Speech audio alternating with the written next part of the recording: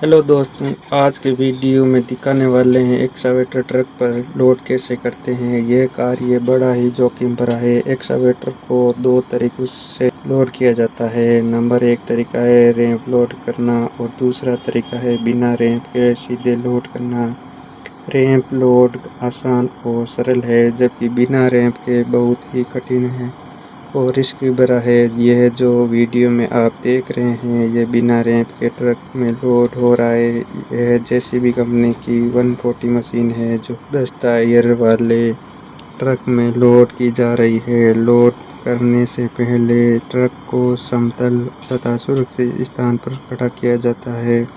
Load करते समय किसी एक व्यक्ति की निगरानी में रहना सुरक्षित रहता है। लोड करने से पहले मशीन को टेलर के डेक के साथ उचित रूप से पंक्तिबद्ध किया जाना चाहिए। गीले मौसम में मशीन को लोड करना खतरनाक हो सकता है। वीडियो पसंद आया तो वीडियो को लाइक करो, चैनल को सब्सक्राइब करो, अपना सुझाव देने के लिए कमेंट करो।